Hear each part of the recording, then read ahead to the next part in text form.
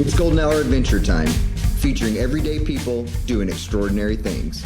From the peaks of victory to the valleys of defeat, these are their stories. Now, from the back of the pack, your hosts, Justin and Robbie. Welcome to Golden Hour Adventures. Today we got a really cool guest. He is an old school trail runner, runs a couple races with a company that he has that he started out on the East Coast, the Beast Coast, Grassroots races. You know, he's just got a bunch of cool trail runs that we're going to get into. I can't say his name, so I'm going to call him Alex P. But Alex, go ahead and introduce yourself. It's like Papalicious or Papadopoulos or Papadopoulos. I don't know. Papadopoulos. Oh, I did. I said it. I'm trying to make fun of it, and I actually said it. Yeah.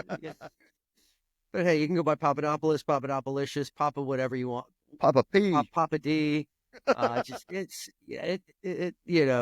50, but pretty much heard it all at this point. You know, you got to learn how to spell the name. You were saying cool. Before we started that, like, growing up with that name, like, you had to have some tough skin, and I can only imagine the nicknames that came out of school and, you know, your trail running buddies, because dude, trail runners are the biggest roasters there are. Like, if you can't handle being roasted on a trail, like, you don't need to be belonging in the sport, right? No, not at all. You just got to roll with it. You got to take it. And you got to be able to dish it out, and it's got to be in good fun. You can't take it personally, otherwise sure. you need to go somewhere else. Well, so before we started, we were talking a little bit, and and I mentioned in your intro that you're an old school trail runner, an old school ultra runner. And I'm not necessarily talking about your age, but maybe a little hint to your age a little bit. Yeah. But we all know the ultra running boom was like the 2015, 16 type era. And you told me that you ran your first ultra in 2002. So yep, when ultra running wasn't really a thing, and the marathon, it was probably really starting to pick up in popularity. What made you want to jump into an ultra? Going back to what you said, marathons were at their peak at that point. I think they're still peaking if you look at the numbers. The numbers are still on the rise. But that said, I ran marathons right out of college. I discovered a marathon. I was like, all right, this is cool. I moved to a new area. I figured easy way to meet people. And it was. And after about 3-4 years of doing that, I think there's a little piece in all of us of being trail runners. What's that next step? And, I heard about living in the DC metro area. And I heard about this local race called the Bull Run 50 miler. The next year it's going into its 31st year. So, I just aged myself. 2002, I discovered it, and it was just one of those like, all right, let's see what the next step is. And, that was my first, then, a handful of years, 2005, 3 years later, dove into 100 miler. And, that was sort of the evolution. I've gone back to running marathons every now and again at this point, like old school, call it the traditional marathon, 26.2. Still absolutely love them. And it's just a different vibe, different feel. You're running in big cities with crowds and you're cheering you on, which is, very different from what we do in trail running, which is you're out in the middle of nowhere in the mountains. Love them both, but that was sort of my digression or de-evolution into de-evolution into happiness. I like that, the de-evolution into happiness. That's a great quote. I'm gonna use that one. Oh boy. What was your first 100? The first 100, again, local to the area, was the Macedon Mountain 100 miler. Okay. Yeah. And that's still going strong, still involved with the club, VHTRC locally, that hosts it and, support the race director any way I can. It's just a great crowd. For anyone listening out to it, a great first 100 miler, mix of lots of rocks, lots of roots, a little bit of fire road, just got a little bit of everything. And it's in May in DC area, which means there's a good chance you're going to be sweating your armpit along the way. So, I like that. I like heat, man. You East Coast runners, y'all love that hot and humid. Yeah, what they call it the poor man's altitude. Yeah. Well, I was cruising through your ultra sign up, and you've run quite a bit of like real big popular races. Like, what are some of the races that you've ran that you look back on that are like, man, those are cool races? Some of the big tried and true ones. Yeah, tried and trues.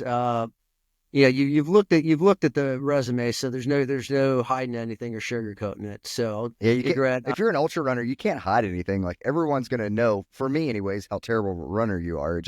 I'm just stupid and stubborn, and I know how to walk, Yeah. and so I can finish most of my races. Yeah, in Macedon, that was the first one that is always going to be near and dear to your heart. Just sort of, like all of us, like your first love. There's always some piece in there somewhere. Yeah, so races that I really enjoyed. Hellbender was a great race. That was a little bit more recent. And if you look at the track record, I have a tendency to go back to Hurt. Mm-hmm. The years, very well organized, old school race that is now on the radar of a lot of people. Whether it's Hawaii, the difficulty, great organization and event. Another one I that I hear love nothing bad about that race. Like, I mean, every race has its outside good of being parts on the and trail itself. Yeah. Well, yeah. Besides I mean, how yeah. horrible the course is. and there's nothing you can do about that, right? But like Yeah. that's part of that's part of trail running. Like That's the why course we is do gonna it. suck. Yeah. And Yeah, so it's like that's it. But as far as like the organization, like the aid stations, how they're ran, the food, the support that you get from the race directors and that organization, I forget what the name of it. Oh, it is the Hurt, right? The Hurt is the organization. Yeah, I've heard nothing bad about it, and you're a testament to that with what you just said is how great, and you just keep going back. And the same thing said for a lot of other people. They just keep going back because they can't get enough of it, even though it's 80, 90 degrees and 100% humidity with roots that are big as you. So 20 miles of routes. Yeah, it's they do an incredible job at that race, and they just the way it ended. It's so small grassroots event. I mean, you go there, and you feel like you're part of the race organization, the volunteer, even as a runner, and you feel like you're part of that family. And when you go there during the race, you feel that. When you leave, you know that you're part of it, and that's where that's where I think with a lot of the old school organically grown grassroots, that's what you get, that feeling you're part of that course, you're part of that small little community around that race. And yeah, it's just, it keeps going back. Another great one that I did a few years back was Fat Dog 120 up just outside of Vancouver in the Canadian Cascades. yeah, I had a friend that did that one, and he said it was just an incredible race. Yeah. But it's a hard, fun one. Yeah. Excuse me. Stop drinking, right? Yeah, I mean it's a lot of fun. Another good one out there was which was enjoyable, was a Pine to Palm. I don't know if how much the course has changed. A very very runnable course. That almost might be a good first beginner, a 100-miler to sink your teeth into. And then the other one I've enjoyed quite a bit is a Cruel Jewel. I got How down do there you once. enjoy Cruel Jewel? And Hellbender. It's yeah, and Hellbender Alex too. is over here like the hardest races in America. Those are the ones I really enjoy. I don't know. Just sort of what you're attracted to. I think it's, I've always loved the tech. I've always enjoyed technical, and I love mountain races, climbing. East Coast is very different from the West Coast. Here during the summer times, I mean, you're socked in. You don't get a lot of views. I mean, out west, it's all big views. But yeah, and then a couple of races overseas. This is weird talking about yourself all the time. Yeah, I mean that's Let's part start of the talking about podcast, you so. guys. Wait, let's get the guys behind the cameras. Yeah, who are they? So the question I always ask, when we get someone who's from the Beast Coast is, what's harder, East Coast or Beast Coast trails? I'm going to go with the East Coast. I mean, I don't know where you label Hawaii, because that's just a whole different beast. Yeah, that's its own thing. So, I'm talking about the not to Oregon, play favorites. California, Yeah, the Western States Trail. yeah. It depends what you're looking for. Here on the East Coast, you're not going to find, unlike the West Coast, you're not going to find climbs that are 6 and 7 miles. You're not going to find any 7, 8, 9 mile climbs that are just steady and constant. To the degree and ratio, vert to mileage ratio. Here on the East Coast, you get short, punchy, steep climbs. At least in this area, technical. You hit the Catskills, Adirondacks, and you're just, I don't even know. In some courses, you even touch dirt. I mean, you're just bouncing from rock to rock. But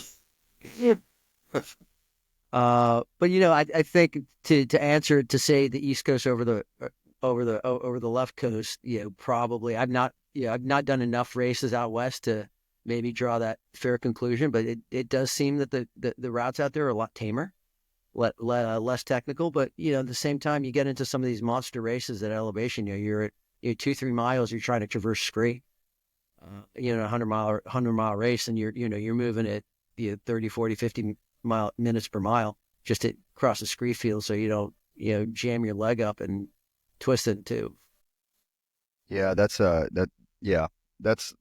like you run in like Colorado and you're getting like the Leadvilles you're not going to street fields, I guess, in Leadville, but like, obviously Hard Rock and, some of those High Lonesome and some of those big ones that are over 10K for the whole race. Like, yeah, those are going to have monster climbs, but, I just hear from, and I haven't run on the Beast Coast other than, like Atlanta area, but just hearing the guys talk about, and the gals talk about, your punchy climbs with, and you keep saying you're socked in, but like, yeah, you're socked in with like heat and humidity, and you have like roots and rocks, and it's just like all just combined of like, yeah, you may only have like 1,000-foot climb, but it's just like it's down and then right back up to another, 1,000-foot climb where you're not getting those, 3-mile climbs of 4,000 foot, boom, but you may have a 500-foot climb, but it's right back down and right back up to that 500. You don't have the switchbacks or anything. It's just straight up. So that's just what I hear. I need to go run a Beast Coast race so I can put some comparison, because I've ran the West Coast. Need to get over on the East. Let's talk and let's get you out here. Well, speaking of that, you're a race director. So what is it? The Athletic Equation? Is that what the name of the organization is? Yeah. That's the name of our company. We've been, we were talking earlier, Grassroots. We've been doing it now. In April will be the 20th year of hosting events. We host about 6 to 7. And then I do some other independent races that are affiliated and not affiliated with Athletic Equation. But generally, Athletic Equation, we're looking about 60 to 120 people. And based on that, you can run the numbers. You're not in it for the money. It's that old school, which I love. Yeah, I've done the big races too. Enjoy those. Don't get me wrong. But it's a little bit of a less stress environment. We structure to newbies. About 25% of all our race participants throughout each year are newbies, first time ultra marathoners, ultra runners.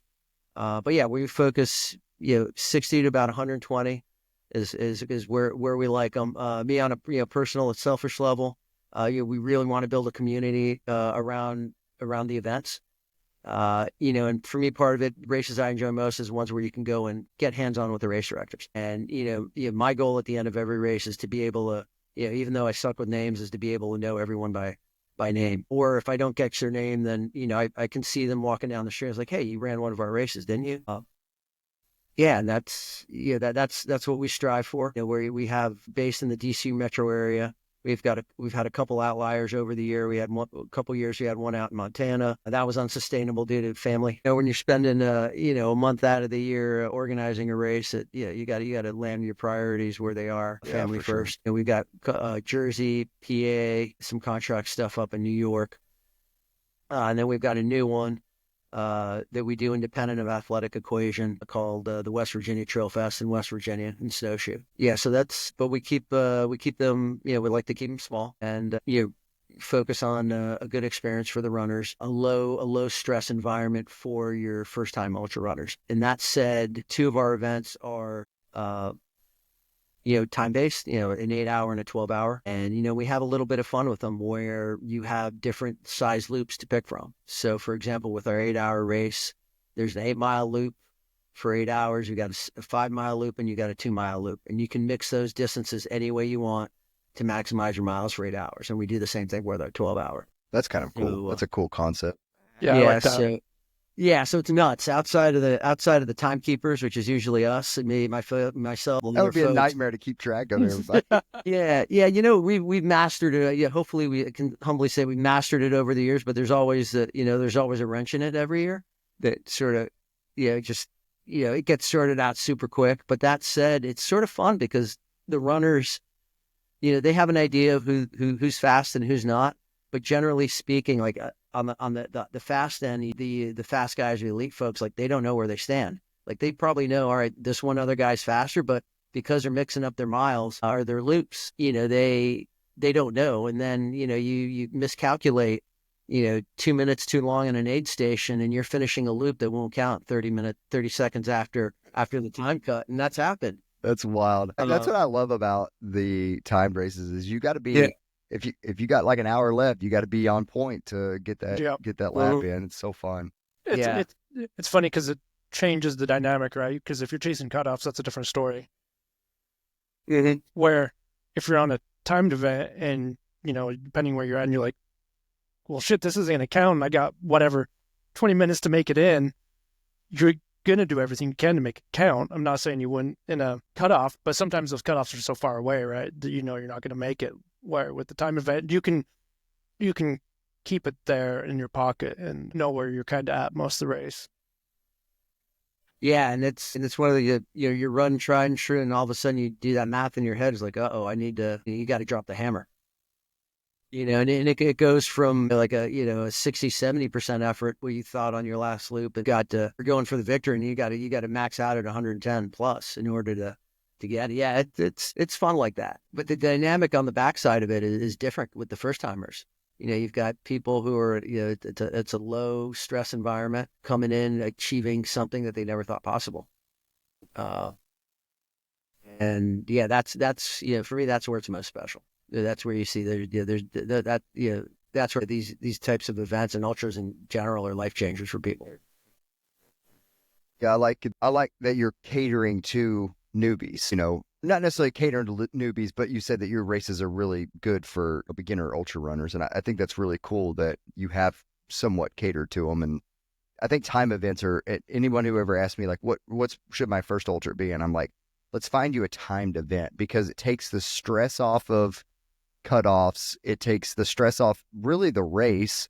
We can set an internal goal, but if you don't meet it and you fall short, but you're still an ultra runner, right? Like it doesn't really matter. And so I think timed events are just such a cool race. I love them. I love watching the carnage out there. Like I've jumped into, I think I've talked to you before, but I ran a 50K a couple months ago. It was a timed event, looped event. And I just jumped in the middle of the 72 hour.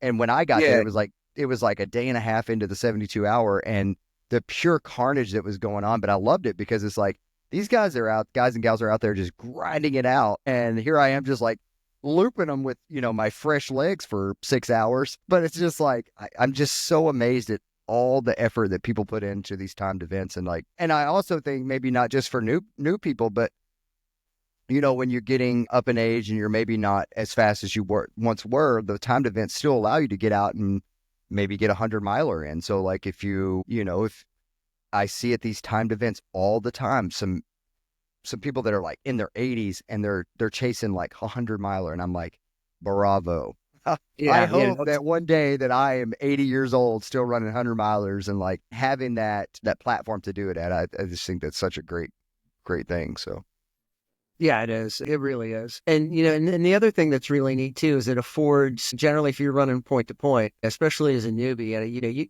we're all ultra runners here. You hit those troughs and you hit those peaks, the bottoms of the troughs, and you hit those peaks and you're running alone. Here, at these loop races, faster people or slower people might pass you, depends on how, if you're in the trough or if you're riding the high. But you get the opportunity to run side by side with all people of all different skill levels, all walks of life. And that's, that's one thing that I found too, and going out and pacing some of these and hosting them, is that you see these friendships that are being made, not just like one and two. Generally you'll run with one person in a 100-miler, or you end up running alone the whole time. You'll share 5 or 10 minutes with someone because they decided to slow up, or you caught them and you're just like, hey, this cat's pretty cool. Let's just chat a little bit, and then I can go on my way. And it's, you just end up developing these friendships. Or you end up meeting an elite icon that you you didn't even know that they were running the race. And, next thing you know, you're 1 degree of separation from the king of the hill. What's it like being a race director and having kind of a grassroots, small 60 to 100 runners per race, and having some elite just randomly show up? I mean, I'm sure they don't randomly show up; they sign up. But like, what's it like kind of having, using your race as kind of like a tune-up for something bigger? Yeah, it's cool. I don't know how to describe it. I mean, it's, they're signing up for the race. Like, all right, they're here for a reason. They're here to do something. It's sometimes it can be pretty inspiring. It isn't well pretty. It is. It is. It's inspiring to meet them. Like, for example, didn't even know it at the time. One of the top guys for years for the U.S. 24 and 48 hour road teams, Olivier LeBlanc, popped up. I think it was 2009. He just showed up and crushed our 12-hour with 71 miles. It didn't even look like he was breathing here. 71 miles in 12 hours. Woo! Yeah. I think it ended up being like 71.5. I don't want to short him. And he ran a couple of our other races too, and was like, I got to know Olivier really well. That's cool. Over those years, and still keep in touch with him. So it was sort of cool, and you see, from a distance, we see the celebrity piece of the elite athletes, to an extent, however you want to call it that, and then you meet them in person, and the most quiet, humble guy. You would never think that, he crushes trails and crushes 24 and 48 hours the way he does. He's about to go throw 7-minute miles down for 12 hours. Yeah, that's right. I had this experience. I used to run this race a lot. It was a 24-hour race, and the loop was 0.88 of a mile. My God, that's nuts. You're Yeah. sick. I can't do that. Yeah, so one year, Pete Carlson registered, and it was after the year he completed the Transamerica with pushing the stroller. Mm-hmm. So I knew who he was, and I was kind of stoked. I'm like, I'm going to see what this guy can do. He is just like keeping this constant pace of like 9-minute miles, and we're late into the game, and he's still running and talking to everyone. And like you were saying, he was just like, if you could keep up for that as long as you want, he would sit there and talk to you. He'd eventually drop you because he wasn't slowing down. But I remember the next day, I'm like, I wonder how many miles he get. He got like 135 miles in 24 hours, broke the course record. He's, he actually stopped an hour before the 24 hours, so he ran 23 hours. He's hanging out after. And 135 miles. 135 miles, yeah. Like And nothing on a even 0.88 happened. loop. Yeah, like nothing even happened, and I'm just like, wow, I got to witness that. And if it wasn't a timed event, I would not be able to get to witness that. He would have just kept on going and been gone. But I was able to sit there and watch him lap me multiple times and try to keep up with him and chat with him for a minute. It wasn't lasting, but it was cool. Yeah, no, it's memorable, right? It's just phenomenal. You were able to have that experience. Yeah. So, go ahead. I got a question. So Justin and I talked about this quite a bit, and even on our, when we're just chatting with each other. You've been around, and you've seen the change in the sport of trail ultra, and it's like, to me, it's kind of going two different ways. Like, we're still holding on to the grassroots. Some of the grassroots are surviving, as yourself. We watch corporations come in and buy races that have been around for years, become corporate, whatever. Now we got, the last man standing with the backyard ultras. Yeah. It's like we're going down two different ways of the road. We got to split. We can go to the higher end and spend all of our hard-earned money on corporate races for the buckle or the ego or whatever we want to call it. Or we can go down the other road and this is just my opinion, how I feel, stay true to the people that built this sport, the grassroots, and create memories. I've been on both sides. I've created more memories with the grassroots stuff than I have with the corporate side because the corporation just takes over and I get pissed. That's just how I am. But how are you guys navigating that divide?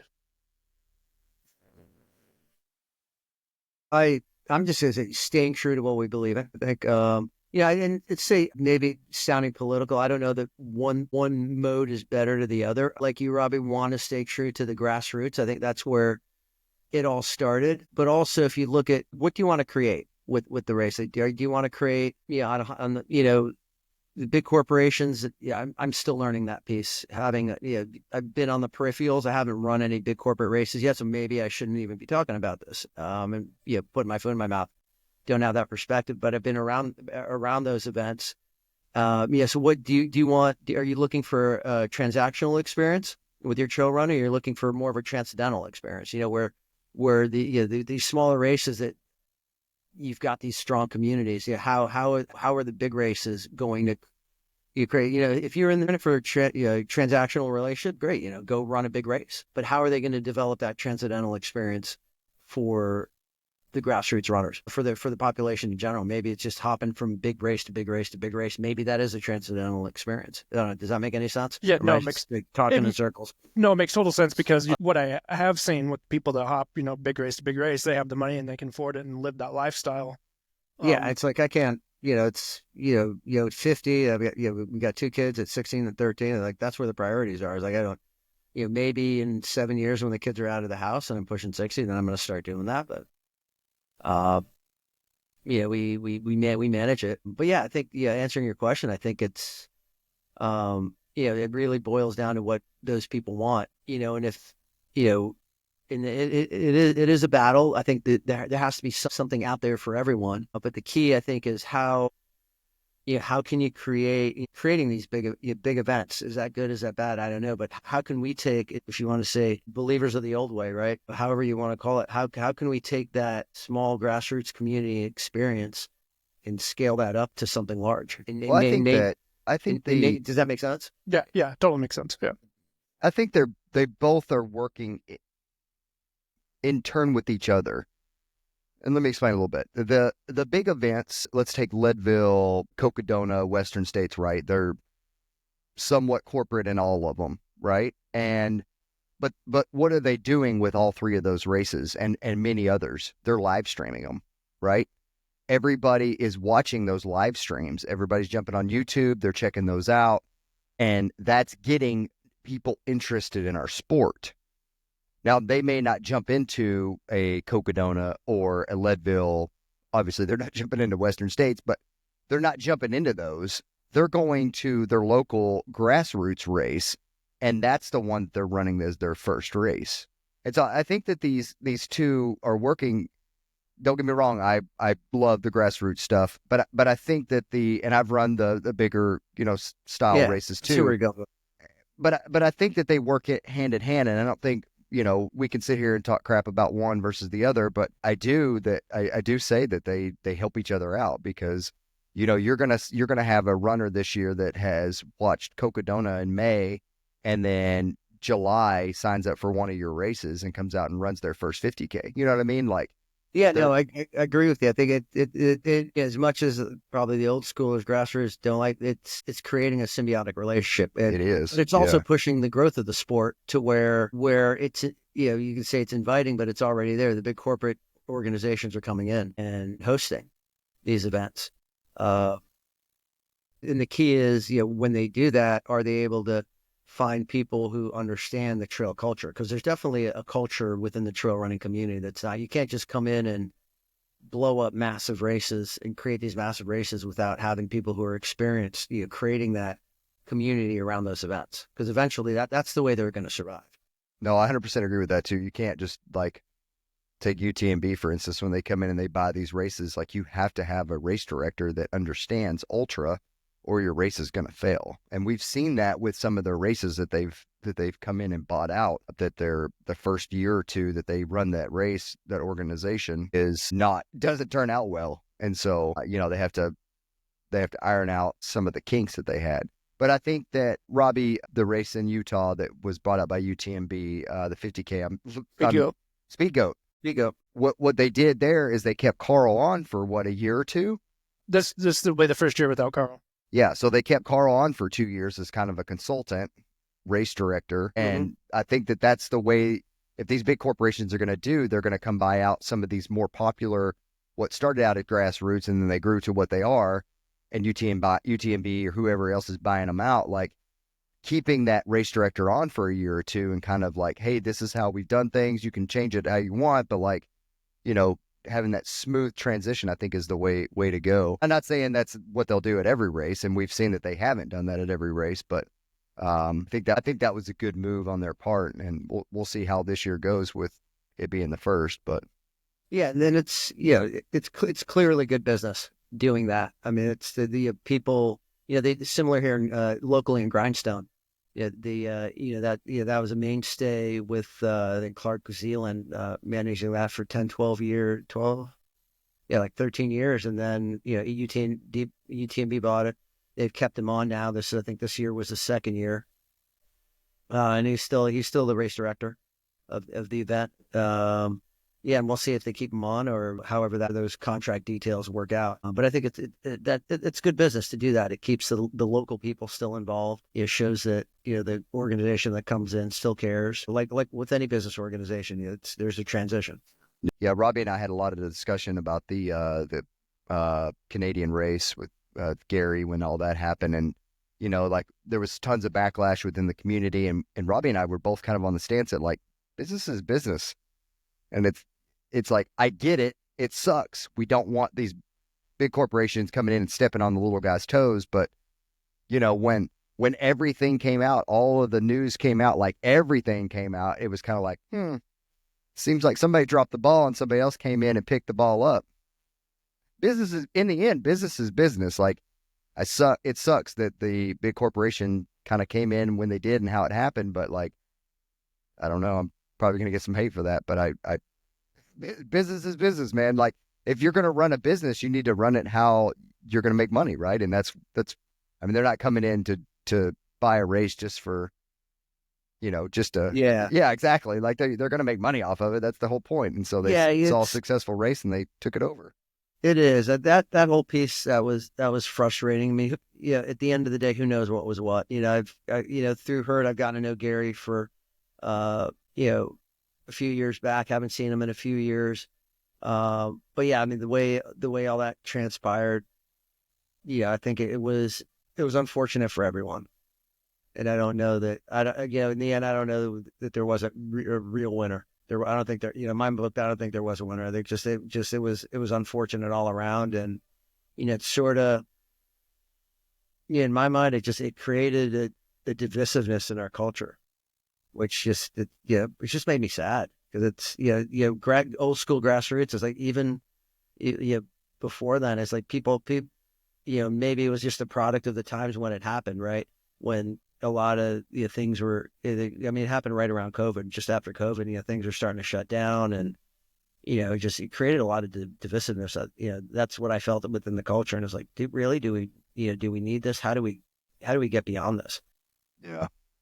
No, I mean, and I think, and you guys knew, Robbie especially was in that area when, like, Lifetime bought out Leadville. So I'm sure there was the same style of, I'm never running that race again type attitude, but seems like Leadville's ticking away just fine now, and it's like, we saw all that stuff, like, I'm not ever running UTMB, or I'll never support their races. Yeah. And then I watched this year and it was like, oh, well, it looks like they're sold out again. And tons of big runners were there. And because guess what? You still have sponsors and you still have to answer and make money. So, yeah. And that's sort of like you said, you got to make a little bit of money.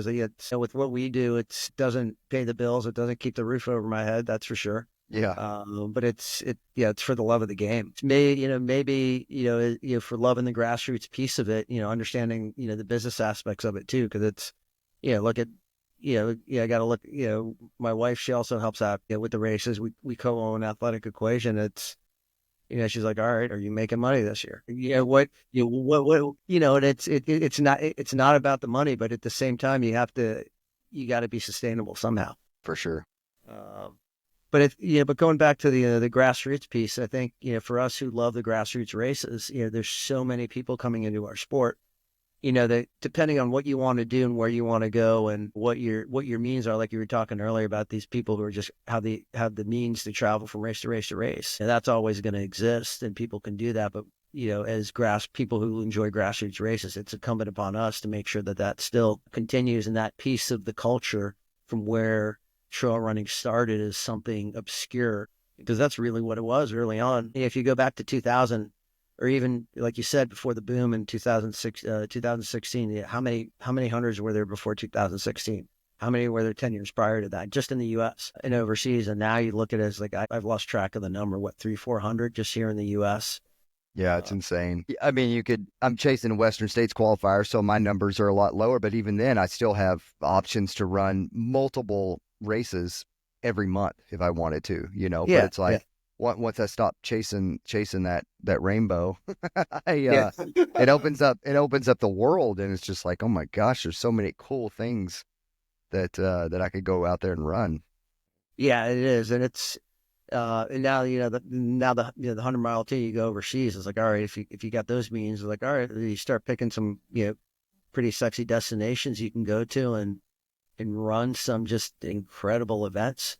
Yeah, I've climbed Mount Fuji before, and I then I found out it was a race, and I'm like, I want to run Mount Fuji 100. I just think it would just be such a cool race to support and to do. It's just like a really cool area out there too. 1,000% exposed, but yeah, it'd be a fun race. So. Yeah, they've got a handful of nice ones in Japan now that are starting to pop up. Yeah, that'd be neat. Well, hey, look, what encouraged you, or what was the drive to start your race company? I mean, 20 years ago, trail running and ultra running was we're a niche sport now, but like, we're huge compared to where we were 20 years ago. Like, what was the drive to like, hey man, I want to start this organization and have a couple trail runs? He's just like, I was just out there. We were running fat asses, and I thought I'd start registering. Yeah, part of it. It's like we're running fat asses, and it all started. We started. My good buddy Scott Crabb. We met at my first 50 miler. We ran a handful of miles together. And then, back then there weren't a lot of races to run. Like 3 months later, we ran together, got to know each other, and just sort of parted ways at the end of the race. So like, all right, we'll run into each other. And then, lo and behold, 3 months later, we ran, a local fat ass here called Catherine's Fat Ass. So it was, just a great, another fat ass hosted by the VHTRC again. And, we ran again for I think the whole race. And, we were talking, the way it got started was, we used to mountain bike in college, and we did, when you do the, time races, started with mountain biking. And then, like, we did that. I was like, why don't we do this? And a lot of it was, I don't know why we were doing it, because back then there weren't a lot of races. They're like, all right, let's create a 24-hour. And that's what we started with. And then we grew it to a 12-hour and an 8-hour. But I think I look back now, I think it is giving back to the community. And for a lot of people, trail running, you're able to indirectly helping people realize whether it's their potential, realize something within themselves that they maybe didn't think that they had, pushing themselves to that extreme physically, psychologically, emotionally. Which I think ultra running, we're in it to do tough things. And when we do those tough things, there's something within us that if you put our minds to it, there's nothing that we can't accomplish. And the ability to realize it, some people, I think, realize it sooner in life, some people later in life. Some people are just wired that way. And to be able to set a platform up for people to experience that, that it's humbling, and to be able to do it, and to be able to do it for so long that's a whole other. Sorry, but like as to why we got into it, I think we were just like two guys in our mid-20s, just having fun, and it's evolved into something, that hopefully is impacting a lot of people's lives quietly. Yeah, that's cool. And I'm sure it is, like you said, 25% of your registered runners are newbies. So it's like, I mean, if that stands throughout the 20-year life of your company, that's there's tons and tons of there's ebbs and flows with that. Yeah, that number would be really interesting to kind of to dial in if you. I mean, it'd be impossible, but like that's a cool thing to do, and to introduce the sport to people. So that's really neat. Yeah. And you kind of have a unique race that when I was looking through your website, I thought that was really neat. It's a women's only race. You found that, huh? I did. I found it. Yeah, it's true. sort of weird being that a women's only race. Yeah. So that, you see, if you read the description, so my oldest daughter's 16. She came up with the idea now 10 years ago. And I think we're going into, I think, our 7th year. And both my daughters, they've been around our trail races their whole lives. And I don't know that they know any better. Both of them don't run. In They're which, like, I see Dad. I'm not suffering like that. What's that? They're like, I've seen Dad out there. I'm not suffering like that. No, but that's, it's yeah, if they're runners, sure, that'd be great. I think that, but they're both very athletic growing up. But she came up with the idea. She's like, Dad, she said, and if you looked at the numbers, how come a lot of women don't run your races? And, it was one of those things that if you looked at the numbers, 10 years ago when she came up with the idea, even at the 50K level, you were looking at anywhere 25 to 30% of the population was women. And she's like, okay, Dad, well, I want to create a race and you can do all the work. He's like, all right, she got it. I mean, she knew she was 6 years old and she's like, all right. I'm like, okay. So, we hung tight on that idea for about 3 years. And again, same format as all our other events, around 60 to 100, the numbers vary from year to year. We don't push a lot on social media, sort of old school, sort of by word of mouth. It is what we prefer. Climate's changing, so we need to address that a little bit more. But that said, she's at the pre-race briefing when we do them via Zoom. So she's there with me. But yeah, that was just sort of where it started, and we've got two. Within that race, we've got a 25K and 50K, and they're fairly challenging courses. It's in Prince William Forest Park, just outside of it's a national park, about 30 miles south of DC. 25, 50K. The 25K, it's a comfortable 5.5 hour cutoff. So just generous. I mean, it's not part of it is being out in nature. So we get a number of women that come out and hike also. But it is, it's a women's only race. You have some people mock at it. We have one aid station. It's a Chippendale aid station. So there's, we say there's the Chippendales that we know, and there's the Chippendales from Disney, and you don't know who's going to show up on any given year. And people, they might find out about it now, but it is, it's a fun environment. We've gotten some great feedback from the ladies that have run it over the years. And, and as both our daughters have gotten older, they're taking more and more active parts in the event. The goal next year, my older daughter, she'll be a junior, is, she can start answering the emails and, learn what real racetrack is. All the fun stuff. This is the back end support. Yeah, exactly. But yeah, she's there. She greets that just like all races that we host. The organizers. She's there to greet every one of the finishers. That's awesome. That's really cool. But yeah, that's really where it started. I mean, she was just like, she looked at it, and I think if you look at the numbers, I think they're starting to balance out around the 50K level. But as you get into the higher distances, there's still that they're still fairly unbalanced. So hopefully, by what we're doing with the smaller race, women's only, smaller distances, that folks and ladies can use that as a stepping stone to progress forward. Yeah, I like that.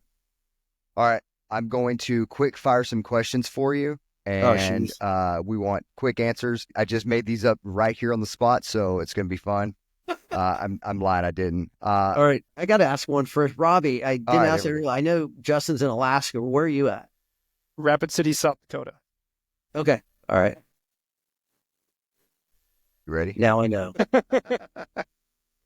What's your favorite shoe? Favorite shoe, the one that's gone to heaven, which is the old Montreal Masochist. Oh, those are the best shoes. You know that one, Robbie? You probably old that was school, my right? first trail shoe. Yeah, I mean that they kept that puppy constant for 7-8 years, right? And then, I guess it got bought out, I think, by Columbia, and they started making some changes, and then it just. Now I'm running in the Topo, the Mountain Racer 3. But yeah, that was my favorite view. Good old Montreal. You're looking it up. I don't know if you can even find it anymore. No, I'm not. I don't know. I wore Topos for like 2 or 3 trail runs, and I was just like, man, they're not for me. It wasn't for me. Yeah, they changed them from the Mountain Racer 2 to the 3. But right now I don't know that I'm still. This one's working well for me, but I've yet to find that dream shoe, which was the Montreal Masochist. That thing just fit like a glove. You felt like you were low to the ground. The only drawback on it was like I just killed the cushioning just running on the East Coast rocks within I was lucky if I got 250 miles out of it. 200 on real technical training sessions. Pancake pretty quick. Yeah. Yep, they did. What is your number one goal in training or racing right now? My number one goal?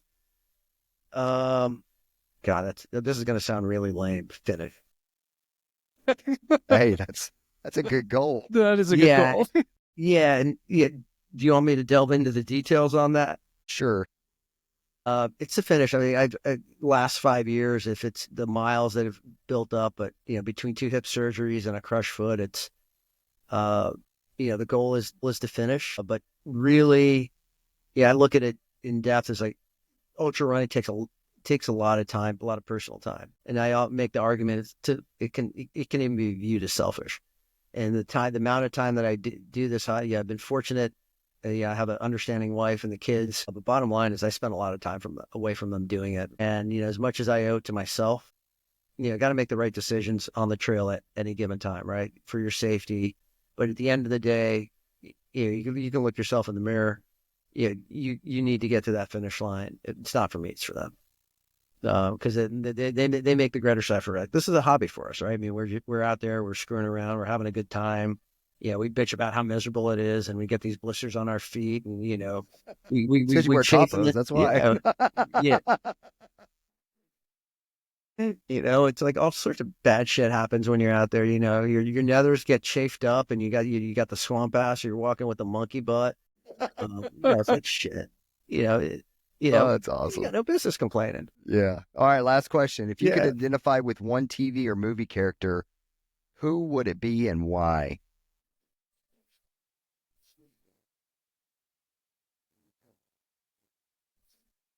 Say it. Buy me some time. Say that again. TV or movie character? If you could identify with one TV or movie character, who would it be and why?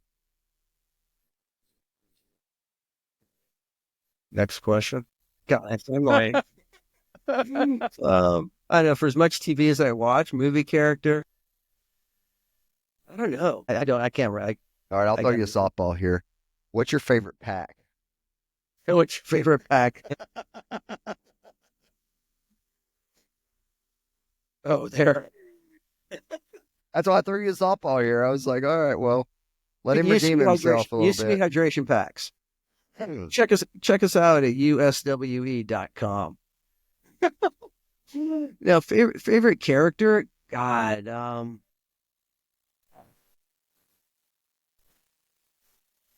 don't know. You say favorite character? The first thing that popped into me was the old school Tom and Jerry cartoons. I don't know why, running around beating each other up. I don't know if I'm Tom or Jerry. Perfect. I love it. Or maybe or then you always had the bulldog, right? It was all you'd make the cameos every once in a while. Bulldog cameos. She got him talking about. Was it Brutus? I know exactly what you're talking about. That's pretty funny. The cameos from a cartoon character. Yes, because that guy was always stuck in the middle. It was like the mouse is always baiting the dog into doing things that he's not supposed to do, and maybe that's me. Maybe I am the Brutus guy going out and trail running and getting baited into doing all sorts of races everywhere. That's awesome. Well, Alex, thank you so much for coming on. We'll give you a couple seconds to shout out Athletic Equations. Where can people find you on social media? What's the website? How can people sign up for these races? Yeah. So check us out. We've got Athletic Equation is athletic-equation.com on our website. A little bit dated, but we've got all our races there. They're all for registration right now. They're all on Ultra sign up. The other event that we have going on right now, concurrently with that Athletic Equation production, is West Virginia Trail Fest, which is coming up in early May, which is in West Virginia, in Snowshoe, West Virginia. And we've got distances on that one. Again, also structured to newbies for a 1 mile kids fun run. We've got a K, 60, and 100K. Distances really in the outback of West Virginia. I mean, if you like big mountains, East Coast mountains, you're gonna find them there. And then when you finish in Snowshoe Ski Resort, those are our 2 big two big event organizations that we have right now, hosting trail races, mostly East Coast. Well, thanks again for coming on. It was a pleasure talking to you, learning about Yeah, your likewise. grassroots races. Had some fun. Love it. Well, if you liked Alex's podcast, please leave us a review on any platform you listen to. It helps him get out. It helps other podcasts get out. It helps more people listen to it. We're tired of just like our moms and our grandmas listening to these podcasts. Please leave us a review, leave us a like, and we'll see you on the trails.